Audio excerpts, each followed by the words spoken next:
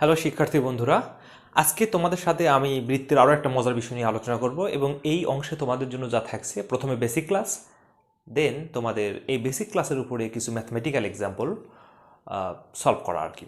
তো খেয়াল করে দেখি আমরা প্রথমেই যে তোমাদের দুইটা বৃত্তের সমীকরণ তোমাদের আমি এখানে লিখে দিয়েছি।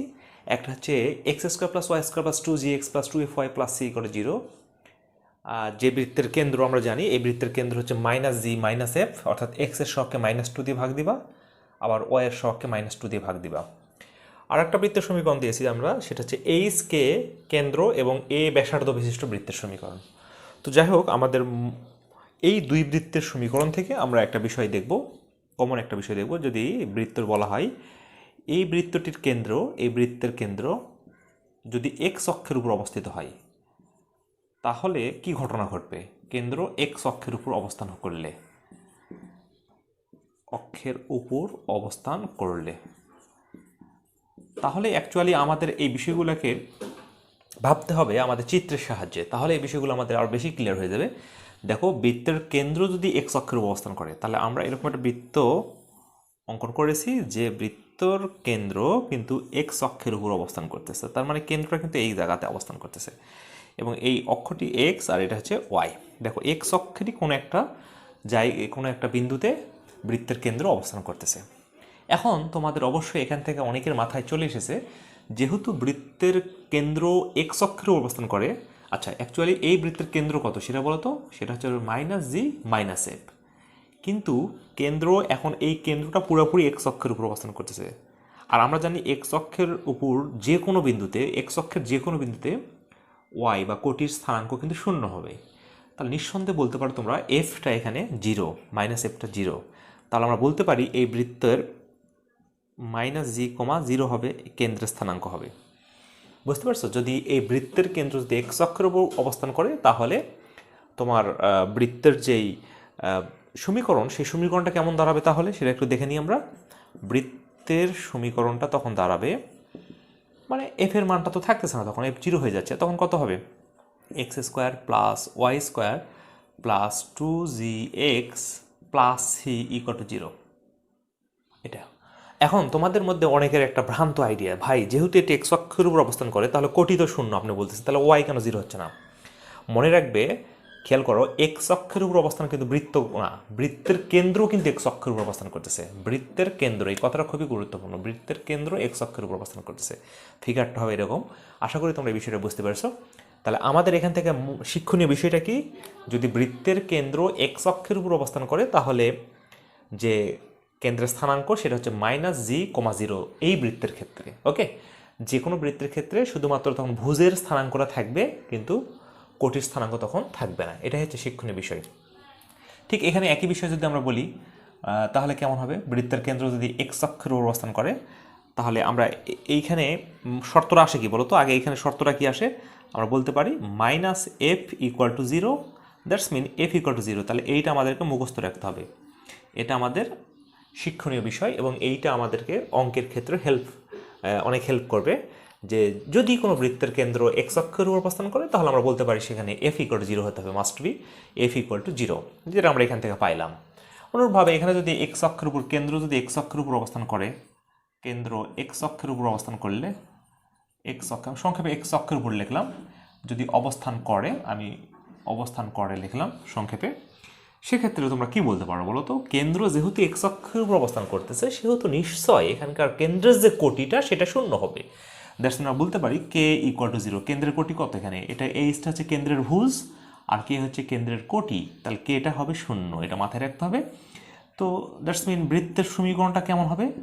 বৃত্তের সমীকরণটা তখন দাঁড়াবে, বৃত্তের সমীকরণটা ডাজন্ট ম্যাটার, হ্যাঁ, ম্যাটারটা হচ্ছে এই যে বক্স যেটা দিয়েছি, কে 0 হবে আর এইরকম বৃত্তের ক্ষেত্রে এফ 0 হবে, এটাই তোমাকে মনে রাখতে হবে। তখন এই এফ এর মানটা 0 বসিয়ে দাও, তাহলে তো বৃত্তের সমীকরণ পেয়ে যাবো। এখানে কে এর মানটা 0 বসিয়ে দাও, তাহলে তো বৃত্তের সমীকরণ পেয়ে যাবা। তাহলে x - h whole square plus y - k মানে 0, তাহলে y² = a²। বৃত্তের সমীকরণটা দাঁড়াবে এরকম। আশা করি পুরো ব্যাপারটা তোমরা খোলসা করে ফেলেছ।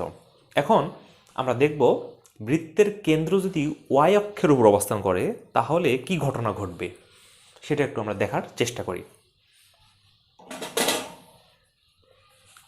তাহলে এখানে আমরা ওয়াই অক্ষ দিব এবারে।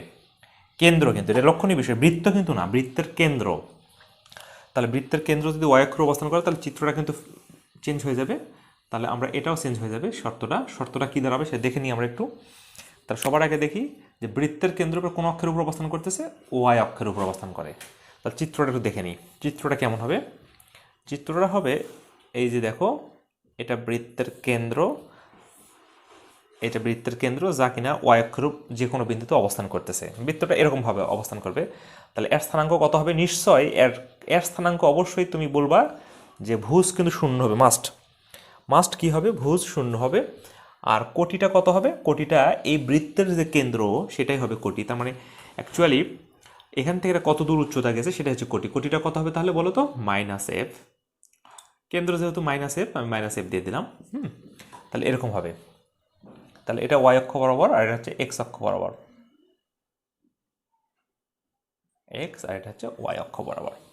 তাহলে এই যে বিষয়গুলো এগুলো আমাদেরকে অবশ্যই ভালোভাবে দেখে রাখতে হবে। কেমন? এখন ওয়াই অক্ষের উপর অবস্থান করলে কি জিরো হচ্ছে বলো তো? জি জিরো হয়েছে না? তাহলে -g=0 হচ্ছে।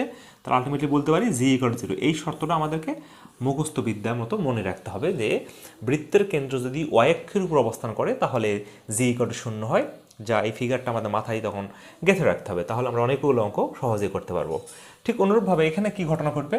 বৃত্তের কেন্দ্র যদি ওয়াই অক্ষের অবস্থান করে তাহলে নিশ্চয়ই বলতে পারি আমরা যে কেন্দ্রের যে ভুজ সেটা শূন্য হবে। ভুজটা কত? এইচটা 0 হবে। তাহলে এইচটা 0 হবে।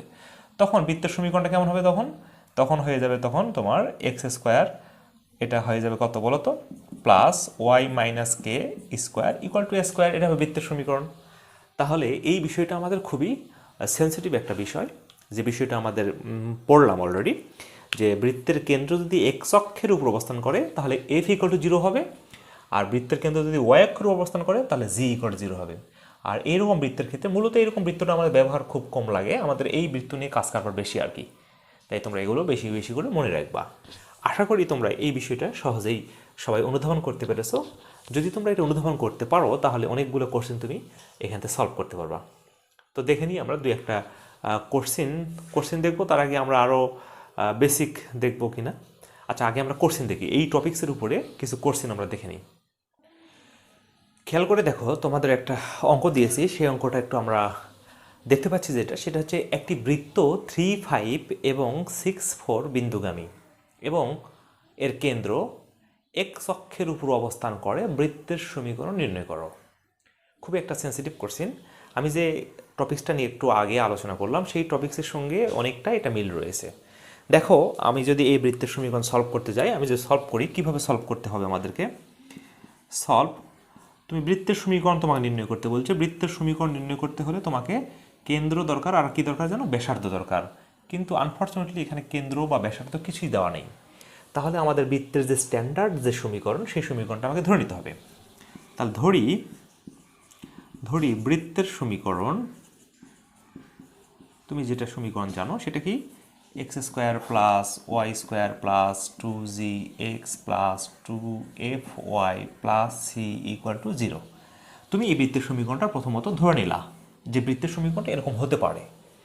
আচ্ছা, দ্বিতীয় যে কেসটা, সেই কেসটা কি বলতো? যে কেসটা হচ্ছে পরে, যদি এটাই বৃত্তের সমীকরণ হয় তাহলে 100% এই বৃত্তটি 3, 5 এবং 6, 4 বিন্দুগামী। এই বৃত্তটি 3, 5 অর্থাৎ 6, 5 বিন্দুগামী। তার মানে বৃত্তটির সমীকরণ যদি এরকম হয় তাহলে এই বৃত্তের এই পরিধির উপরে কোনো একটা বিন্দু আছে, যেমন কি এখানে বিন্দু যদি আমরা মনে করি 3, 5 এই বিন্দুটি, আর এই বিন্দুটি মনে করো 6, 4, এই বিন্দুটি মনে করো 6, 4, সে এরকম দেখায় 6, 4, এরকম বিন্দুগামী হতে হবে, মাস্ট হতে হবে।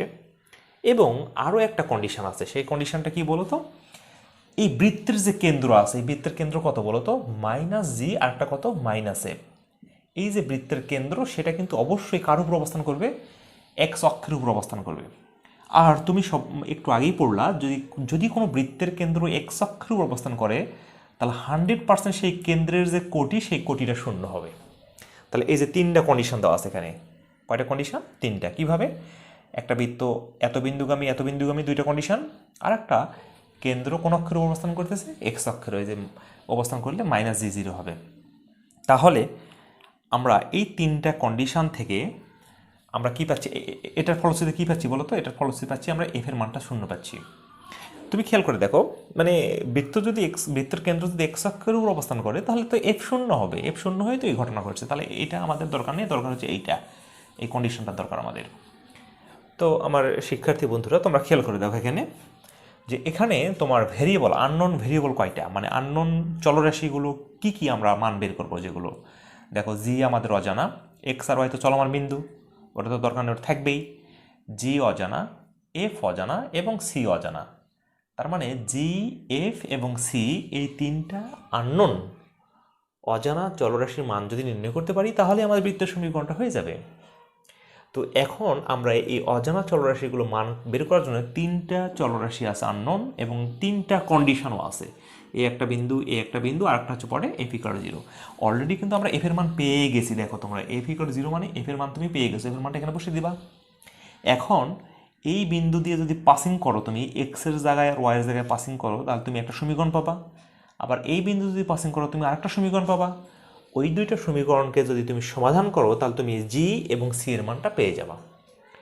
ওটাই হচ্ছে আমাদের জি, এফ এবং সি এর মান পেয়ে গেছি যখন, তখন আমরা 1 নম্বরে বসিয়ে দিব, ওটাই আমাদের নির্ণয় বৃত্তের সমীকরণ।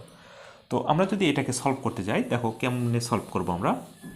তাহলে তোমাকে লিখতে হবে, যেহেতু বৃত্তটি এক্স অক্ষের উপর অবস্থান করে, যেহেতু বৃত্তটির কেন্দ্র এক্স, বৃত্তটি না কিন্তু বৃত্তটির কেন্দ্র এক্স অক্ষের উপর অবস্থান করে,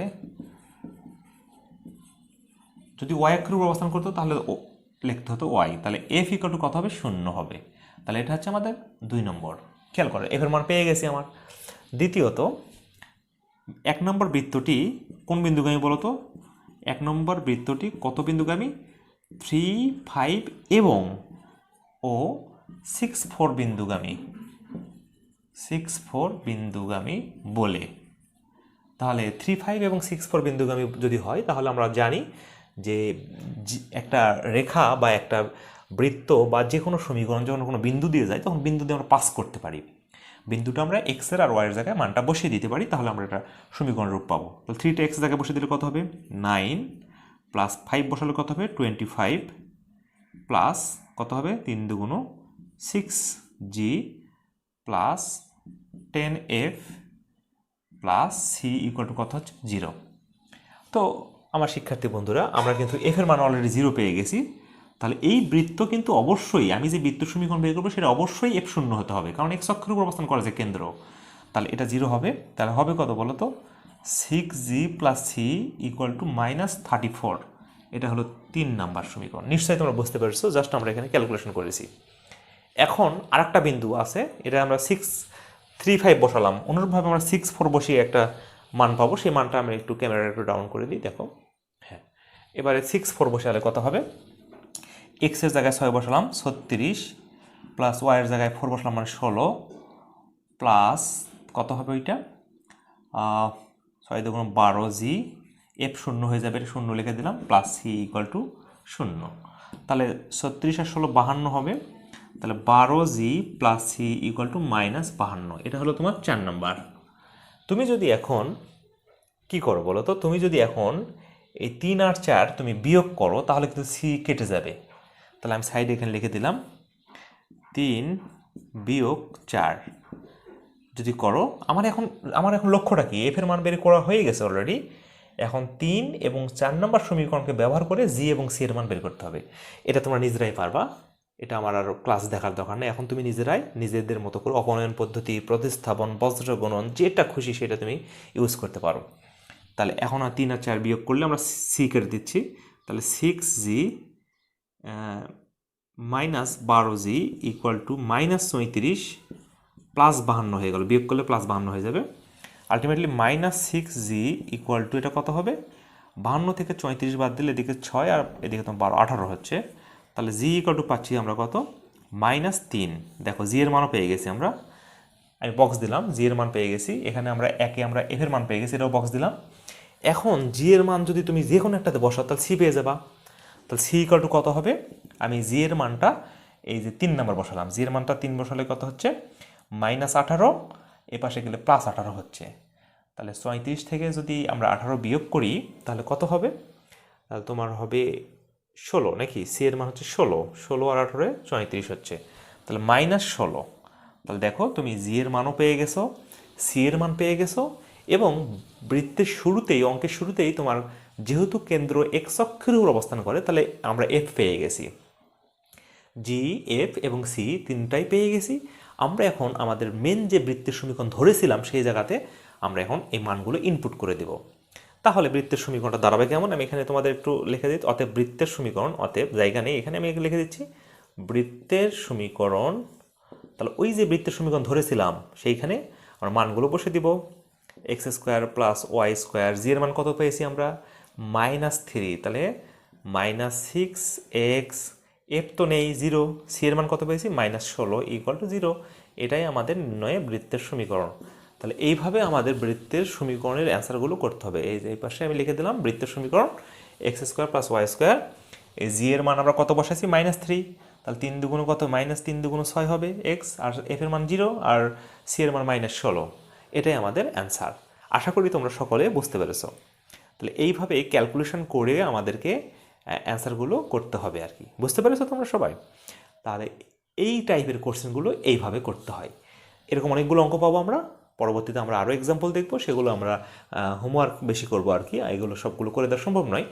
এখন এই অঙ্কটাই যদি তোমাকে বলতাম আমি যে বৃত্তর কেন্দ্র ওয়াই অক্ষের উপর অবস্থান করে, এবারে বললাম এই জায়গাতে জাস্ট এক্স অক্ষের জায়গায় কত হয়ে গেল, এবার ওয়াই অক্ষের উপর অবস্থান করলো, তাহলে কি হতো অঙ্কটা? অঙ্কটা শুধু চেঞ্জ হতো এই জায়গাতে, যেহেতু বৃত্তের কেন্দ্র এবার ওয়াই অক্ষের উপর অবস্থান করে, তাহলে কি হবে বলো তো?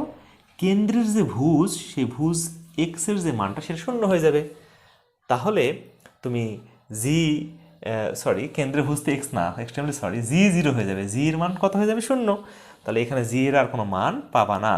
তুমি ক্যালকুলেশন করবে তখন এই মানগুলো বসিয়ে দেবা, জি থাকবে না, তখন এফ থাকবে আর সি থাকবে। সেমভাবে সমীকরণ দুটাকে ক্যালকুলেশন করে এফ এবং সি এর মান বের করে বৃত্তের যে মেন সমীকরণ তুমি ধরে নিসলা সেই বৃত্তের সমীকরণে ইনপুট করলেই তোমার বৃত্তের সমীকরণ পেয়ে গেলা। আশা করি তোমরা এই টাইপের অনেকগুলো অঙ্ক আশা করি পারবা।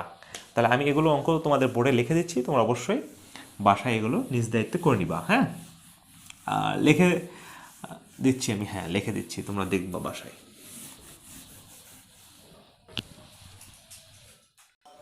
শিক্ষার্থী বন্ধুরা, তোমরা দেখতে পাচ্ছ 2x - y - 3 = 0 রেখার উপর কেন্দ্র বিশিষ্ট একটি বৃত্ত 3 - 2 এবং -2,0 বিন্দুগামী বৃত্তের সমীকরণ নির্ণয় করো।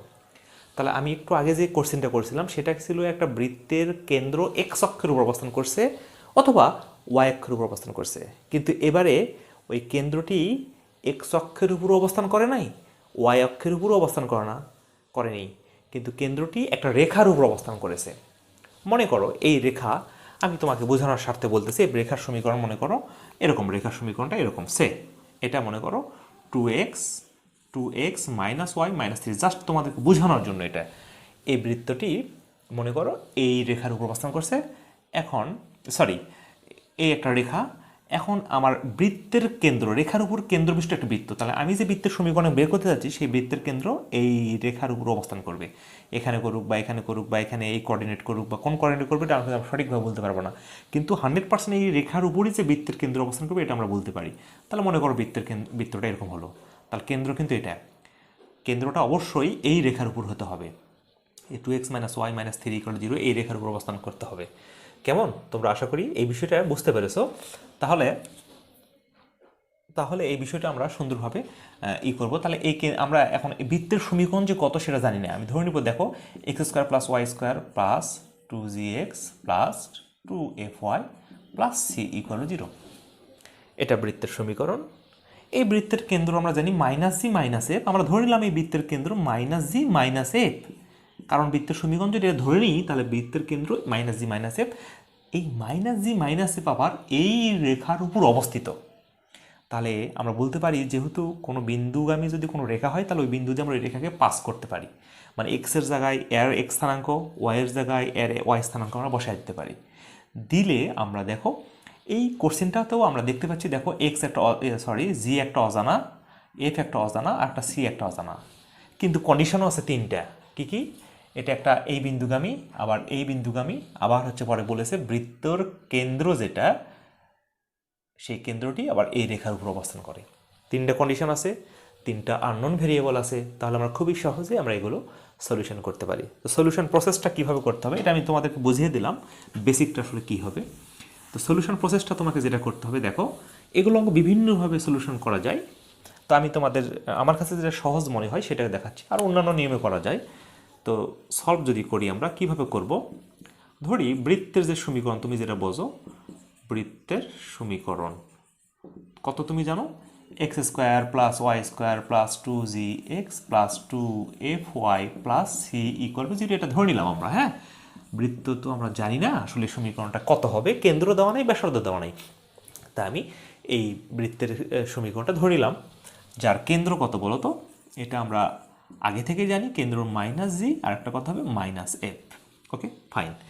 এখন শর্ত মতে আমরা এক এক করে শর্ত আমি একবারে লিখে দিচ্ছি। শর্ত মতে কী হবে বলো তো তোমরা, যে এই কেন্দ্রটি এই রেখার উপর অবস্থান করে, তাহলে কি আমরা লিখতে পারি না -2g plus f -3 equal to 0? অবশ্যই লিখতে পারি।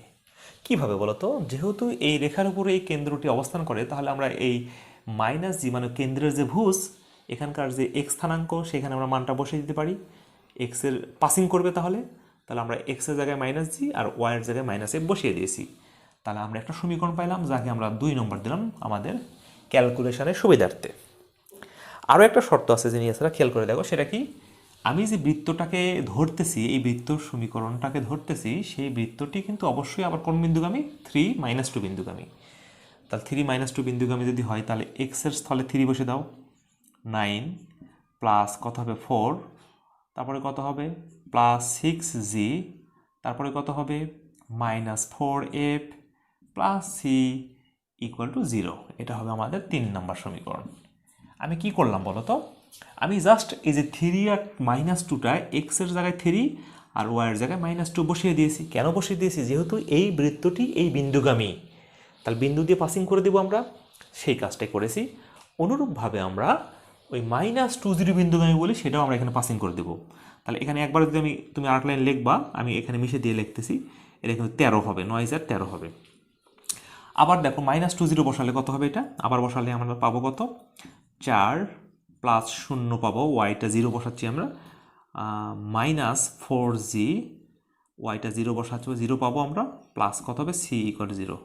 তাহলে এটাকে যদি ক্যালকুলেশন করো, দেখো এখানে 0 কেটে গেল, এখানে 0 কেটে গেল, তাহলে কত হবে 4 - 4g হবে, 4 - 4g প্লাস সি ইকুয়াল 0। এটা হচ্ছে আমাদের 4 নম্বর।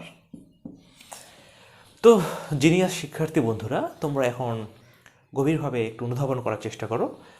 এই যে 3টা সমীকরণ পেয়েছো, এই 3টা সমীকরণকে যদি আমরা সমাধান করি এখন, তাহলে কিন্তু আমরা কি পাবো বলো তো, নিশ্চয়ই আমরা এখানে জি, এফ এবং সি, এই যে এফ এবং সি আননোন যে ভেরিয়েবলগুলো রয়েছে, সেগুলোর মান আমরা পেয়ে যাব। তো তোমরা দেখতে পাচ্ছ এখানে যে আমি যদি এই সমীকরণ দুটাকে প্রথমে আমরা সলিউশন করি, তাহলে কিন্তু আমরা একটা কেটে যাচ্ছে, সি কিন্তু কেটে যাবে। তুমি দেখো এখানে এই দুটাকে সমাধান করলে সি কেটে যাবে, তার মানে বিয়োগ যদি করি আমি প্রথমে, এগুলো ক্যালকুলেশনগুলো এখন অঙ্ক কিন্তু হয়ে গেছে, বাদ বাকি কিন্তু ক্যালকুলেশন এখন।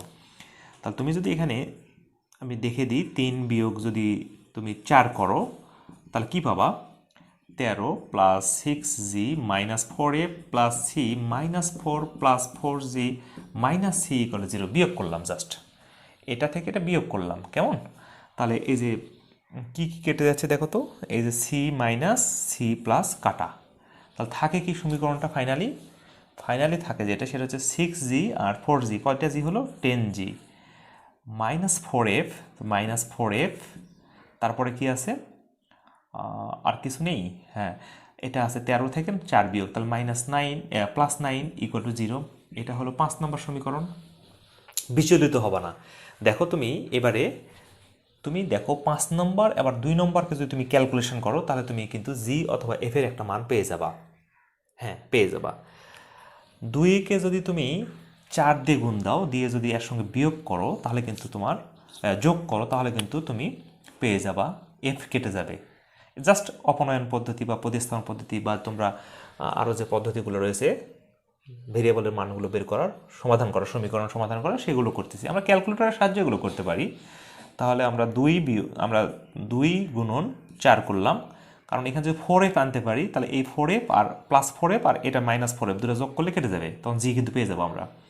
তাহলে 2কে 4 দিয়ে গুণ দিলাম, যোগ 5 নম্বর সমীকরণ হতে পাই। তাহলে কী পাবো দেখো তো, 2কে 4 দিয়ে গুণ দিলে -8g, 4 দুগুণ 8g, প্লাস 4f